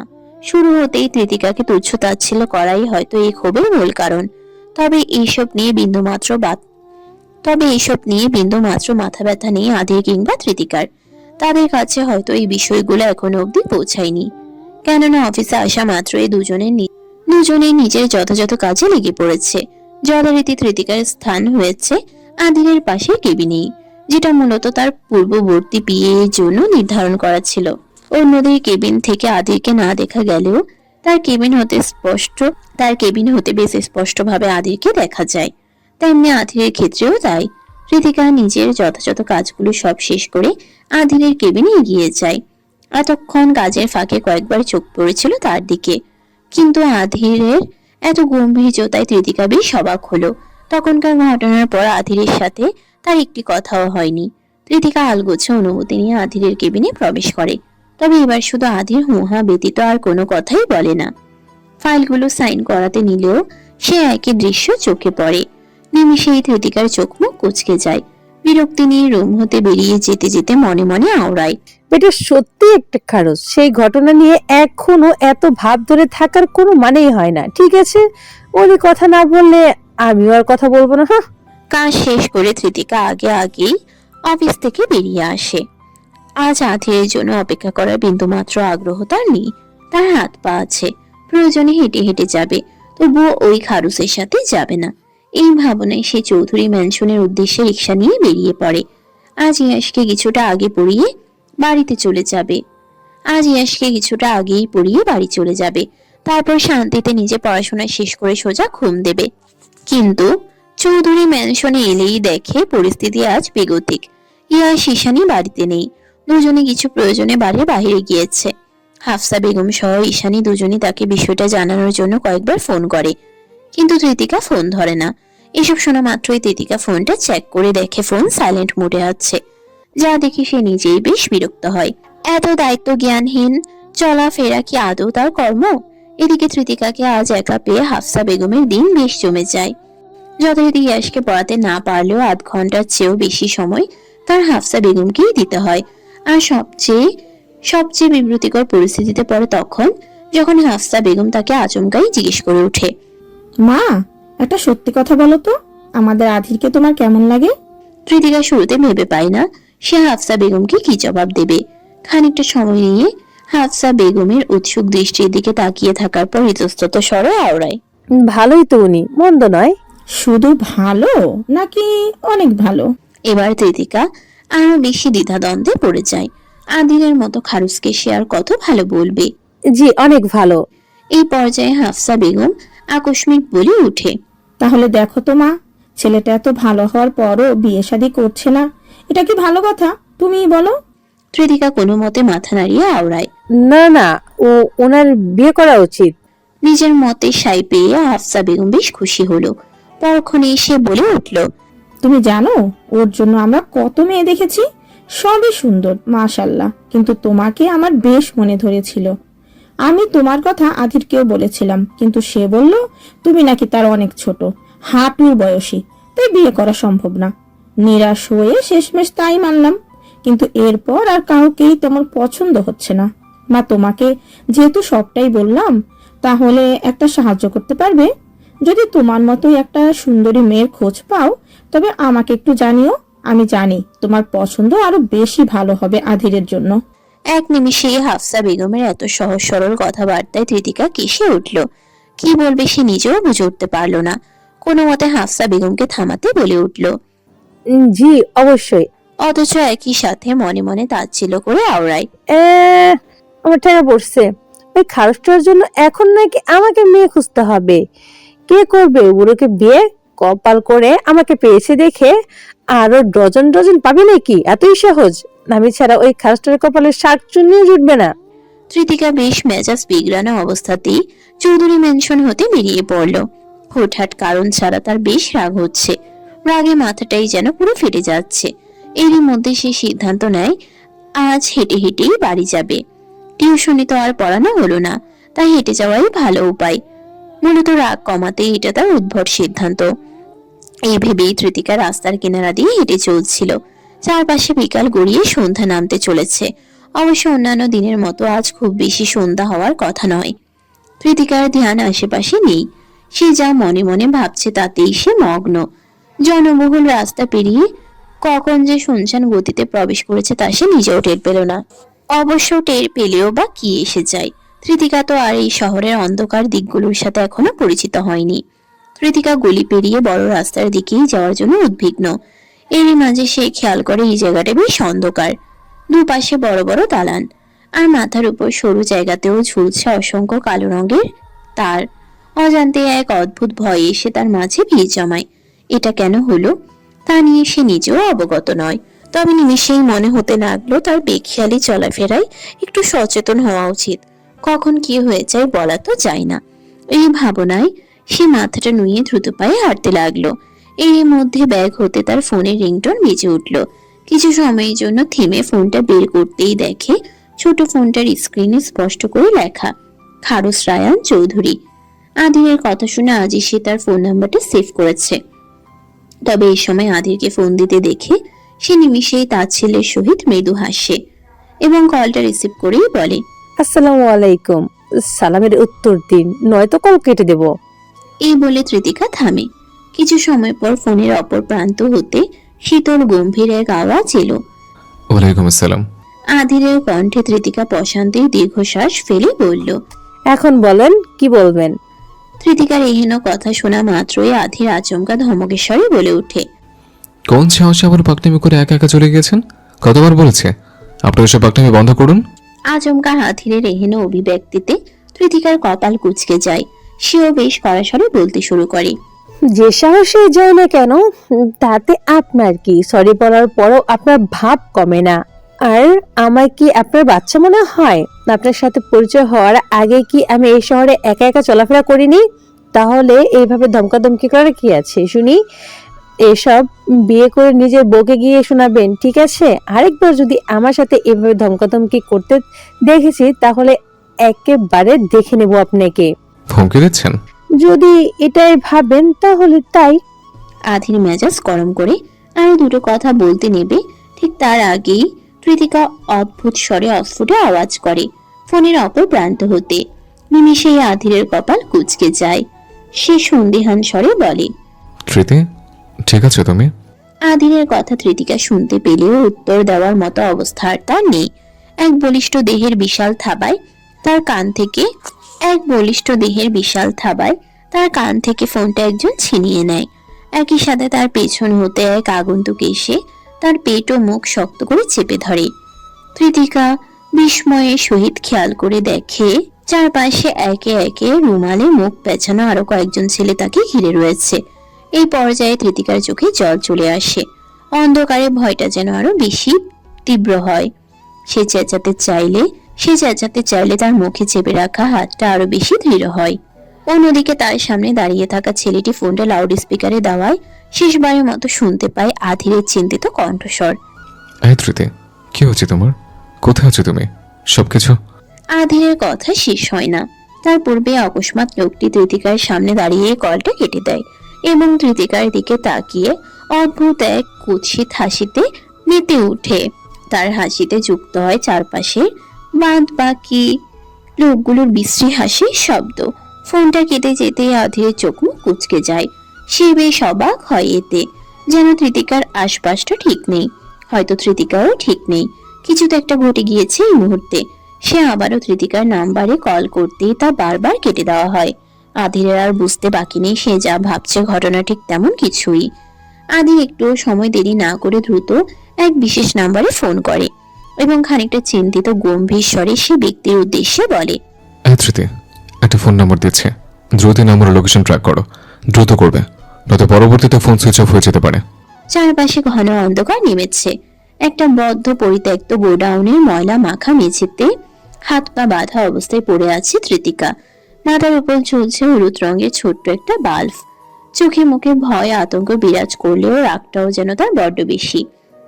মুক্তি পাওয়ার জন্য ছটফট করছে সে, যেন ছাড়া পেতে সামনে দাঁড়িয়ে থাকা এক বিশেষ ব্যক্তিকে ভীষণ পেটাবে। শুরুতে তৃতিকা বুঝতে পারছিল না তার সাথে ঠিক কি হচ্ছে। শুরুতে এতগুলা লোকে তাকে ঘেরাও করলো, অতঃপর অতঃপর ক্লোরোফর্ম মাখা রুমাল তার মুখে চেপে অচেতন করে এই জায়গায় নিয়ে এলো। কিছুক্ষণ পরে থাকার পর যখন তার জ্ঞান ফিরল, তখনই বাদ বাকি বিষয়গুলো তার কাছে স্পষ্ট হলো। সেই রাফসান আর তার ভার্সিটির সিনিয়র মিলে এই কাজ করেছে। আর আশ্চর্যজনক ব্যাপার, এই কাজের সাথে দুজন মেয়েও রয়েছে, যারা ধৃতিকাকে তাদের সাথে মিলেই নানান অপমান করেছে। ধৃতিকার বিস্ময় যেন কাটছে না। মানুষ এতটা জঘন্য কি করে হতে পারে? সবচেয়ে বেশি ঘৃণা হচ্ছে রাফসানের প্রতি। আর সকালেই যে মানুষটা এত ভালো ব্যবহার করলো, সেই এখন এসব কাজের মূল লিডার। ধৃতিকার রাগে বিস্ময়ে চোখ বেয়ে দুফোঁটা জল গড়িয়ে পড়ে। এদিকে এক পাশে বড়সড় টেবিলের উপর নানা খাবারের পাশাপাশি নেশা জাতীয় দ্রব্য দিয়ে পার্টি করছে পুরো দল। মাঝে মধ্যে অবশ্য ধৃতিকাকে দূর হতে চেয়ে দেখতে দেখতেই বিশ্রী হাসিতে মেতে উঠছে। অন্যদিকে রাফসান সহ আরো একটা ছেলে ধৃতিকার দিকে এগিয়ে আসে। রাফসান ধৃতিকার সামনে হাঁটু গেড়ে বসে তার মুখের কাছে মুখ নিয়ে আওড়ায়। জান, কেমন লাগছে? রাফসান এই কথা বলতে না বলতেই কৃতিকা অকস্মাৎ তার মুখে থুতু ছুঁড়ে মারে। নিমিষে রাফসান চোখ মুখ কুঁচকে পাশে মুখ ফিরিয়ে নেয়। তার পাশে দাঁড়িয়ে থাকা ছেলেটা রাগে তার দিকে ধেয়ে এলে রাফসান তাকে আটকায় এবং বিস্তৃত জোরপূর্বক হেসে ধৃতিকার উদ্দেশ্যে চাপা স্বরে বলে, ওকে, আগে আমি খাবো, তারপর তোরা। এর আগ পর্যন্ত আমি ছাড়া ওকে কেউ স্পর্শ করবে না। রাফসানের এহেন কথায় ধৃতিকা অবাক চোখে তার দিকে তাকায়। মাথা কাজ করছে না। এই মুহূর্তে সে এদের থেকে কিভাবে বাঁচবে? এরই মধ্যে রাফসানের কথা হয়তো শুনতে পেয়ে মেয়েদের মাঝে একজন জোর গলায় বলে ওঠে, ওকে ভালো মতো ট্রিটমেন্ট দেবে, সারের শরীরের যত তেজ আছে সব নামিয়ে দেবে। শিক্ষিত ভদ্র পোশাকের ভিতরে যে কারো এত কুৎসিত রূপও থাকতে পারে ধৃতিকা তা কল্পনাও করেনি। একটা মেয়ে হয়ে কিভাবে সে এই কথাগুলো বলতে পারলো? ধৃতিকার চোখ বেয়ে এবার আপনা আপনি জল নেমে এলো। কান্নায় তার বুক ভার হয়ে এসেছে। যা দেখা মাত্রই রাফসান মৃদু হেসে বলল, ভয় পাচ্ছ জান? মোটেও ভয় পেও না। আমি তোমার সাথে যাই করব অনেক যত্ন নিয়ে করব। দেখবে তুমি একটু ব্যথা পাবে না। তুমি এত সুন্দর না হলে কি তোমাকে আমি পছন্দ করি? এখানে নিয়ে আসি। এই বলতে না বলতেই রাফসান ধৃতিকার দিকে হাত বাড়ায়। ধৃতিকা বিস্ময়ে কেঁপে ওঠে নিমিষেই। তবে যেমনই অত্যাধিক রাগে চিৎকার করতে নিয়েছে, অমনি রাফসান তার বুকের ওড়নাটা টান দিয়ে খুলে ফেলে এবং তৎক্ষণাৎ ধৃতিকার মুখ জড়িয়ে এক হাতে তার গলা চেপে আওড়ায়। শালি, বেশি দেমাগি হয়েছ। এমন হাল করব না, তোর বেঁচে থাকতেই ঘৃণা হবে। নিজ ইচ্ছায় মরবি তুই। ধৃতিকার দম বেরিয়ে আসার, চোখ বেরিয়ে জল গড়িয়ে পড়ছে অনবরত, কিন্তু বলার মতো সক্ষমতা নেই, কারণ তার মুখ এমন ভাবে বেঁধেছে যে গাল ফেটে রক্ত গড়িয়ে পড়বে। এদিকে ধৃতিকার দশা যখন ক্রমশই অবনতির দিকে, তখন পাশ থেকে ছেলেটা এসে রাফসানকে থামিয়ে বলল, রাফসান আস্তে, এখনই মরে টরে গেলে সমস্যা হয়ে যাবে। ছেলেটির কথায় রাফসান থেমে যায়। ধৃতিকার দিকে কড়া নজরে কিছুক্ষণ তাকিয়ে থাকার পর বিস্তৃত মুচকি হাসে। অতঃপর হাতের পিঠ দিয়ে ঠোঁট মুছে বলে, সেটাই, শালের তেজ বেশি। জ্যান্ত খেতে না পারলে মজা কিসের? এই বলা মাত্রই রাফসান ধৃতিকার বক্ষদেশে হাত স্পর্শ করায়। স্পর্শকাতর স্থানে ছুঁয়ে দিতেই ধৃতিকা ফুপিয়ে কেঁদে ওঠে। আকুতি ভরা টলটলে চোখ জোড়ায় হাজারো কথা ভেসে উঠলেও তারা কেউই তা বোঝে না। ধৃতিকা বিস্ময়ে সম্পূর্ণ অবশ হয়ে যায়, যেন এই তো তার জীবনের ইতি ঘটে গিয়েছে। অন্যদিকে রাফসানের পাশাপাশি অন্য ছেলেটিও চোখের নানান কুরুচিপূর্ণ ইশারায় একে অন্যের দিকে তাকিয়ে হেসে ওঠে। এই পর্যায়ে রাফসান আচমকা ধৃতিকার গলার কাছে আঙ্গুল বুলিয়ে স্পর্শ করে। ধৃতিকা চোখ মুখ খিচে অঝরে জল ফেলে। অনেক কিছু বলার চেষ্টা করেও কোনো লাভ হয় না। তার কোনো কথাই স্পষ্ট শোনা যায় না। শুধুমাত্র সেভাবেই ছটফট করে যায়। এদিকে রাফসান ততক্ষণে ধৃতিকার কাঁধ হতে জামার হাতার একাংশ টান দিয়ে ছিঁড়ে ফেলেছে এবং ধৃতিকাও ধীরে ধীরে অচেতন হতে শুরু করেছে। এসব সহ্য করার আগে তার মরে যাওয়াটাই যেন সবচেয়ে ভালো উপায়। রাফসান আরো কিছু করতে উদ্বিগ্ন হতে না হতেই আচমকা গোডাউনের চারপাশে অদ্ভুত শব্দ হতে শুরু করে। তারা দুজন চমকে দলের বাকি সদস্যের দিকে তাকায়। তারাও বিস্ময়ের নজরে বোঝার চেষ্টা করে কি ঘটছে। এখানকার লোকেশন তো সহজে কারো পাওয়ার কথা নয়, তাহলে এখানে কেউ কিভাবে আসতে পারে? সবাই এই চিন্তা ভাবনার মাঝেই আচমকা রাফসান সবার উদ্দেশ্যে বলে, ওর ফোন কোথায়? ওর ফোন সুইচ অফ করেছিলি তোরা? রাফসানের এহেন কথা শুনে একজন দ্রুত তার প্যান্টের পকেট থেকে ধৃতিকার ফোনটা বের করে এবং তাকিয়ে দেখে ফোন এখনো চালু রয়েছে। বন্ধ করতে তো সে ভুলেই গিয়েছিল। ছেলেটি ভয়ার্থ চোখে রাফসানের দিকে তাকিয়ে বলে। ভাই ভুল হয়ে গিয়েছে, মাফ করে দেন। ছেলেটির এই হীন কথা শুনে রাফসানের আর হুঁশ থাকে না। সে তেড়ে যায় ছেলেটিকে মারার জন্য। যা দেখা মাত্র চারপাশের বাকি লোকজন সব এগিয়ে আসে। এটা নিজেদের মাঝে মারামারি করার মতো পরিস্থিতি নয়। যত দ্রুত সম্ভব এখান থেকে পালাতে হবে। তারা সবাই ভয়ঙ্কর বিপদে পড়েছে। আজ পালাতে না পারলে জেল অবধি যাওয়াটাও অসম্ভব হবে না। যথারীতি তারা ধৃতিকাকে ফেলে রেখেই নিজেদের মতো গোডাউনের মেইন গেট ব্যতীত বাকি রাস্তা দিয়ে পালানোর সিদ্ধান্ত নেয়। কারণ কেউ যদি এসে থাকে তবে মেইন গেট দিয়েই আসবে, এটাই তাদের বর্তমান ভাবনা। কিন্তু তাদের সব চেষ্টাই ব্যর্থ হয়। কয়েকজন ভিন্ন রাস্তা দিয়ে বাহিরে প্রবেশ করলেও আচমকা পুলিশ এসে তাদের ধরে ফেলে। নিমেষেই তারা বুঝে যায় রাস্তারা পুরোপুরি ফেঁসে গিয়েছে। বাদ বাকি গোডাউনের ভেতরে থাকা রাফসান সহ বাকিরা কিছু করবে তার পূর্বে গোডাউনের মেইন দরজায় ভয়ঙ্কর শব্দ হতে লাগলো, যেন প্রচন্ড শক্তি দিয়ে তা ভাঙার চেষ্টা চলছে। সকলে বাঁচার জন্য পাগল প্রায় হয়ে চেঁচিয়ে ওঠে। কিন্তু তার আগে পুলিশের একদল সহ আধির গোডাউনের দরজা ভেঙে প্রবেশ করে। এতজন পুলিশকে দেখে সবাই সম্পূর্ণ হতভম্ব হয়ে যায়। অন্যদিকে ধৃতিকা নিভু নিভু ঝাপসা চোখে তেমন কিছুই স্পষ্টভাবে দেখতে পায় না, শুধু চারপাশে চেঁচামেচি শুনে যায়। এরই মধ্যে আধিরের নজর পড়ে শুরুতে রাফসানের দিকে। তাকে দেখে আধির খুব বেশি একটা অবাক হয় না, যেন জানাই ছিল এমন কিছুরই সম্মুখীন হতে হবে। আধির একজন পুলিশকে চোখের ইশারায় রাফসানকে চিহ্নিত করে কিছু একটা বুঝিয়ে দেয়। অতঃপর সে এসব হতে নজর সরিয়ে আশেপাশে তাকিয়ে দেখে ধৃতিকা কোথায় রয়েছে। আচমকা দূরের কোনায় ধৃতিকাকে পড়ে থাকতে দেখে সে তার কাছে ছুটে যায়। তার এমন বিধ্বস্ত অবস্থা দেখে আধির প্রচন্ড অবাক হয়। বিশেষ করে ধৃতিকার জামার অংশ ছিঁড়া দেখা মাত্রই তার চোখ মুখ শক্ত হয়। চোয়াল শক্ত করে নিমিষেই পেছনে ফিরে চেঁচিয়ে বলে ওঠে, কে করেছে এসব? ওর অবস্থা কে করেছে? পুলিশ সবগুলো ছেলে মেয়েকে ঘেরাও করে নিজেদের কাজ করছে। আচমকা আধিরের কণ্ঠস্বরে সকলেই চমকে ওঠে। কেউ বুঝে উঠতে পারে না এই মুহূর্তে কি বলবে। সকলেই পুলিশের কাছে মাফ চেয়ে আকুতি মিনতি করে চলেছে। হঠাৎ আধিরকে নজরে পড়তেই তারা ভেবে নেয় এটা ধৃতিকার গার্ডিয়ান। যথারীতি নিজেদের ভালো সাজাতে তারা প্রত্যেকেই আচমকা নিজেদের রূপ পাল্টে রাফসানের দিকে ইশারা করে। একজন সরাসরি বলে ফেলে কাজটা রাফসানি করেছে। রাফসান বন্ধুদের এভাবে রূপ বদলাতে দেখে অবাক হলেও তার আর কিছুই করার নেই। আধিরের মেজাজ নিমিষে আরো বিগড়ে যায়। কোনো মতে দাঁতে দাঁত পিষে রাফসানকে এক নজর দেখে নেয়। অন্যদিকে রাফসান পুলিশের হাতে বন্দী অবস্থাতেই আধিরের উদ্দেশ্যে বলতে থাকে, স্যার মাফ করে দিন, এমন কাজ আর কোনোদিনও করব না স্যার, প্লিজ। আধির তার কথা শোনার প্রয়োজন মনে করে না। নজর ফিরিয়ে ধৃতিকার দিকে তাকিয়ে দ্রুত তার হাত পা ও মুখের বাঁধন খুলে দেয়। নিজের পরনের কালো রঙের ব্লেজারটা তার গায়ে জড়িয়ে দিয়ে আওড়ায়। ধৃতি, চোখ খোলো। আমার কথা শুনতে পাচ্ছ? তোমার কিচ্ছু হয়নি, তুমি একদম ঠিক আছো। এই দেখো আমি এসেছি, তোমার কিছু হতে দেবো না আমি। আধির কথাগুলো কিছুটা নমনীয়তা স্বরেই আওড়ায়, কিন্তু ধৃতিকা হতে কোনো রেসপন্স আসে না। সে চেতন অবচেতনের মাঝামাঝি পর্যায়ে রয়েছে, যে কোনো সময় জ্ঞান হারাতে পারে। আধির বিষয়টা বুঝতে পারে তাকে দ্রুত নিজের পাঁচ গোলা তুলে নেয়। আর ধৃতিকাও নিমিষেই তার সম্পূর্ণ ভর আধিরের উপরে ছেড়ে দেয়। আধি দ্রুত গতিতে ড্রাইভ করছে, তবে আজ তার গন্তব্য ধৃতিকার বাড়িতে নয়, বরং চৌধুরী ম্যানশনে। ধৃতিকা এক প্রকার অর্ধ চৈতন্য অবস্থায় তার কাঁধে মাথা ঠেকিয়ে বসে রয়েছে।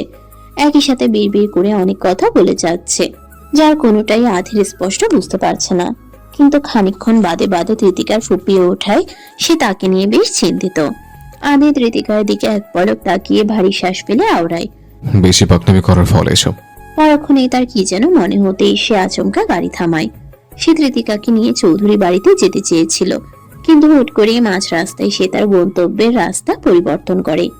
না, সে এখন আর চৌধুরী ম্যানশনে যাবে না। তাকে এই মুহূর্তে ধৃতিকাকে নিয়ে নিজের ফ্ল্যাটেই যেতে হবে, এটাই ঠিক হবে। ধৃতিকাও আজ রাতটা তার ওখানে নিরাপদে থেকে যাবে, তেমনি সে তার নিজের কাজটাও সময় মতো করে নিতে পারবে।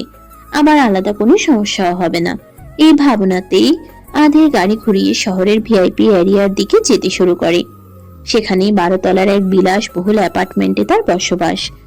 আধি ধৃতিকাকে ওভাবেই বিধ্বস্ত অবস্থাতেই নিজের ফ্ল্যাটে নিয়ে আসে। নিজের রুমেই ধৃতিকাকে বিছানায় আলগোছে শুয়ে দেয়। অতঃপর একটা টুল টেনে এনে ধৃতিকার মাথার কাছে বসে। Dhriti, try to be normal. কিছু হয়নি তোমার, একটু স্বাভাবিক হও প্লিজ। ধৃতিকার বিধ্বস্ত চাহনি ছিল দূর কোনো অজানায়। সে আধিরের কথা শোনা মাত্রই পাশ ফিরে তাকায়। এবার সে আধিরের উপস্থিতি অনুভব করে চারপাশটা একবার নজর বুলিয়ে আধিরের উদ্দেশ্যে আওড়ায়। এটা কোন জায়গা, কোথায় নিয়ে এসেছেন? তৃতি, এটা আমার নিজস্ব ফ্ল্যাট, চিন্তা করো না, আমি তোমার সাথেই আছি। আধিরের এহেন অভিব্যক্তিতেও তৃতিকা ঠোঁট চেপে আওড়ায়। বাড়ি যাব আমি। তৃতিকার মানসিক অবস্থা সম্পর্কে আধির ঠিকই বুঝতে পারে। যথারীতি সে তৃতিকার একটা হাত নিজের কাছে টেনে মুঠোবদ্ধ করে আওড়ায়। বললাম তো আমি আছি তোমার সাথে, আমার প্রতি এটুকু ভরসা রাখো প্লিজ, তুমি এখানে একদম নিরাপদ। আধিরের কথাগুলো তৃতিকা মনোযোগ দিয়ে শোনে, তবে কিছুক্ষণ তার দিকে তাকিয়ে থাকার পরপরই আচমকা ফুপিয়ে কেঁদে ওঠে এবং পাশে মুখ ফিরিয়ে নেয়। আধির এইসব দেখে দীর্ঘশ্বাস ফেলে। তৃতিকার হাতটা আরো শক্তভাবে আঁকড়ে তার উদ্দেশ্যে নমনীয় স্বরে আওড়ায়। তৃতি, বি স্ট্রং, কিচ্ছু হয়নি তোমার, তুমি। আধিরের কথা শেষ হতে না হতেই তৃতিকা আধিরের দিকে মুখ ফিরিয়ে তাকায়, কান্না আটকে ঠোঁট চেপে বলে, ওরা আমার গায়ে হাত দিয়েছে। ওই শয়তান আমার বুকে বাজেভাবে স্পর্শ করেছে। এই বলে সে ঠোঁট উল্টে ফুপিয়ে কেঁদে ওঠে। অন্যদিকে আধির বিস্ময়ের সাথে তার দিকে তাকিয়ে থাকে। ক্রমশই তার ফর্সা ত্বক চাপার আগের দরুন রক্তিম বর্ণ ধারণ করে। কোনো মতে নিজেকে স্বাভাবিক রেখে সে তৃতিকাকে বোঝানোর উদ্দেশ্যে তার মাথায় আলতোভাবে হাত রাখে। এলোমেলো চুলগুলো কপালের আশপাশ হতে সরিয়ে দিয়ে তৃতিকার উদ্দেশ্যে বলল, একদম চিন্তা করবে না, যে যা করেছে তার ফল ঠিক তেমনই পাবে। শক্ত গলায় এইটুকু বলতে আধির অকস্মাৎ তৃতিকার কপালে আলতোভাবে ঠোঁট ছোঁয়ায়। পরিস্থিতি এমন যে এই বিষয়টা তাদের দুজনের কাছেই খুব সামান্যই মনে হয়, যার ফলে এটা নিয়ে কারোর মাঝেই বিশেষ কোনো প্রতিক্রিয়া ঘটে না। উল্টো আধির তৃতিকার উদ্দেশ্যে বলল, তুমি গিয়ে ফ্রেশ হয়ে নাও, ড্রেসের যে অবস্থা তাতে চেঞ্জ করার প্রয়োজন। তুমি চাইলে আমাকে একটু সময় দাও, এমন হয় তোমার বাসা থেকে আই থিঙ্ক ওখানে যাওয়ার চেয়ে মার্কেট থেকে নিয়ে আসাটাই ইজি হবে, আমি বরং তাই করছি। তৃতিকাকে বিন্দু মাত্র কিছু বলার সুযোগ না দিয়েই আধির ব্যস্ত ভঙ্গিতে দাঁড়িয়ে পড়ে। রুম হতে চলে যেতে নিয়েও আবার থমকে দাঁড়ায়। আচমকা কিছু একটা ভেবে নিয়ে তৃতিকার উদ্দেশ্যে আওড়ায়। শাড়ি পরবে? আচমকা এহেন কথায় তৃতিকা কিছুটা উৎসুক দৃষ্টিতে তার দিকে তাকায়। আধির আবারও বলে, আমার কাছে আমার মায়ের কিছু শাড়ি রয়েছে, নতুন হলেও এগুলো বয়স বেশ পুরনো। আমার মা বাঙালিনী ছিল, আমার মা বাঙালি ছিল না বিধায় তার খুব একটা শাড়ি ছিল না, তবে যে কয়েকটাও ছিল তার সে খুব বেশি পরেও নেই। তার মাঝে কয়েকটা আমার কাছে আছে, আমি রেখে দিয়েছি, হয়তো ওখানে দু একটা সুতি শাড়িও পেয়ে যাবে। আই থিঙ্ক আজ রাতটার জন্য খুব বেশি অসুবিধা হবে না তোমার। তৃতিকার বিশেষ কিছু বলার মতো মন মানসিকতা নেই। আধে তার নিস্তব্ধতাতেই উত্তর পেয়ে যায়। দ্রুত রুমের কাবাট খুলতেই নজরে পড়ে তার সারি সারি ইস্ত্রি করা নানান সব ফর্মাল ড্রেস। এসব পেরিয়ে কাবাটের একপাশে বিশেষভাবে সাজিয়ে গুছিয়ে কিছু জামা কাপড় রাখা হয়েছে, যার মাঝে কয়েকটা পুরনো ডিজাইনের তবে বেশ দামি কিছু শাড়ির দেখা মিলল। আধের তার মাঝ থেকে খুঁজে একটা সুতি শাড়ি বের করে। সিম্পল অফ হোয়াইট কালারের শাড়ির মোটা পাড়টা শুধু গাঢ় লাল রঙের। তৃতিকার জন্য আধিরের কাছে এই শাড়িটাই একদম ঠিকঠাক মনে হয়েছে। শাড়ির বয়স পুরনো হলেও দেখতে একদম চকচক করছে। তার মা জীবন দশায় দু একবার পরেছিল কিনা সন্দেহ। আধি তৃতিকার জন্য শাড়ি ও তার সাথে বাদবাকি লাল রঙের ব্লাউজও আধি তৃতিকার জন্য শাড়ি ও তার সাথে বাদবাকি লাল রঙের ব্লাউজ আর ছায়া বের করে। এগুলো তার মায়ের। তার মা ব্রিটিশ হলেও ছেলের জন্য একটা বাঙালি বউয়ের ভীষণ শখ ছিল তার। যথারীতি মৃত্যুর বহু বছর আগে সে আধিরকে বলেছিল এসব শাড়ি সে তার বউকে দেবে, তাই তার কখনো কিছু হয়ে গেলে এগুলো যেন নিজের কাছে যত্ন করে রাখে, যে কারণে আজও এসব আধিরের কাছে বেশ যত্নের সাথেই রয়েছে। বিয়ের প্রতি তার ন্যূনতম আগ্রহ না থাকলেও মায়ের কথা সে ঠিকই রেখেছে। একই সাথে তার মা তৃতিকার মতোই ছিমছাম গরনে ছিল বিধায় এসব তার গায়ের সাথে একদম খাপে খাপ মিলে যাওয়ার কথা। আধির এই বিশ্বাসে এই জিনিসগুলো তৃতিকাকে দিয়ে পরক্ষণেই নিজের জন্য একটা অ্যাশ কালারের ট্রাউজার ও কালো রঙের টি শার্ট বের করে রুম থেকে বেরিয়ে পড়ে। তৃতিকা যে রুমে রয়েছে সেটা তার নিজস্ব থাকার রুম, তবে এছাড়াও এই ফ্ল্যাটে আরো কয়েকটা রুম রয়েছে। আজ না হয় সেগুলোর মাঝেরই একটাই থাকবে। আধিরের সিল্কি ভেজা চুলগুলো এলোমেলো হয়ে রয়েছে, পরনে টি শার্ট আর কালো ট্রাউজার। এই রূপে তাকে দেখতেও বেশ আকর্ষণীয় লাগছে, অথচ কপালে তার চিন্তার ছাপ, চোখে মুখে চির পরিচিত গাম্ভীর্যতা। সদ্য গোসল করায় কালো টি শার্টও তার ফর্সা অ্যাবসের সাথে লেগে রয়েছে। ফলে সেসবের দৃঢ় ভাঁজগুলো বেশ খানিকটা স্পষ্ট। এছাড়া হাতের বাইসেপ আর মাসলগুলো কম আকর্ষণীয় নয়। অবশ্য তার এই রূপ দেখার সৌভাগ্য খুব কম মানুষেরই হয়েছে, কেননা এমন পোশাকে শুধু তাকে এই ফ্ল্যাটেই দেখা যায়। এখানে সে নিজের মতো চলে, যখন যেটাই স্বাচ্ছন্দ্য বোধ হয় তখন তাই করে, তাই পরে। আধির ব্যস্ত ভঙ্গিতে টেবিলে রাতের খাবার গোছাচ্ছে। রান্নায় যে সে বেশ পটু তেমন নয়, নিজের জন্য যতটা রেঁধে খাওয়া যায় সে ঠিক তেমনটাই খায়, যার ফলে আসে পড়েছে মহাবিপত্তিতে। নিজের জন্য না হয় যা তা রেঁধে খায়, কিন্তু তৃতিকার জন্য কি করবে? পরক্ষণেই নেট ঘাটাঘাটি করে দ্রুততম সময়ে যা বানানো যায় তাই রেঁধেছে। আপাতত চিন্তিত ভঙ্গিতে এক হাতে টেবিল গুছাচ্ছে আর অন্য হাতে সাদা তোয়ালে দিয়ে নিজের চুল মুছে যাচ্ছে। দুটোই সে করছে সমান তালে। এরই মধ্যে আচমকা তৃতিকার আগমন ঘটে। তৃতিকার আবির্ভাব যেন আধিরের জন্য এক অদ্ভুত দ্বন্দ্বের প্রতিচ্ছবি হয়ে উঠল। অলংকারহীন, তবুও চোখ ফেরানো দায়। সদ্য গোসল শেষে সে দাঁড়িয়েছে বিধ্বস্ত চেহারায়। ভেজা শরীর জুড়ে পানির অসংখ্য বিন্দু চিকচিক করছে।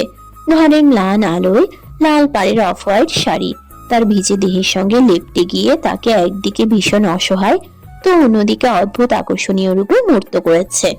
ভিজে চুলগুলো কোমর অব্দি ঠেকেছে, সেখান থেকেও টপ টপ করে পানি গড়িয়ে পড়ছে মেঝের উপর, যার প্রতিটি মৃদু শব্দে আধির নানান অজানা আবেশে ডুবে যাচ্ছে। এই প্রথম সে কোনো নারীর জন্য এভাবে স্তব্ধ মূর্তির ন্যায় দাঁড়িয়ে। এই প্রথম কোনো রমণীর বিধ্বস্ত রূপের সৌন্দর্যেও তার অন্তরাল ক্রমশই অজানা অনুভূতির ঝড়ে তোলপাড় হচ্ছে। অথচ তৃতিকার চোখে মুখে গোসলের পরশ নেই, বরং কান্নার দাগ স্পষ্ট। লালচে ফোলা ফোলা চোখের চারপাশে জমাট বেদনের স্পষ্টতই তা প্রকাশ পাচ্ছে। চোখের কোণে জমে থাকা অশ্রুর আভা তাকে করেছে আরো নিস্তেজ। টানা কান্নায় নাকের পাঠা ফুলে গিয়েছে, তার রঙও লালচে হয়ে উঠেছে। অথচ এই সবই যেন আধিরকে আরো বেশি বিধ্বস্ত করে তুলল। চুল মুছবার প্রতি সামান্য মনোযোগও ছিল না তৃতিকার, ফলে তার বিধ্বস্ত অবয়ব আরো স্পষ্ট হয়ে ধরা দিল। যেন পৃথিবীর সমস্ত বেদনা তার শরীর আর মুখ অবয়বে মিশে গিয়ে তাকে এক দুর্বার ক্লান্তির প্রতিমা বানিয়েছে।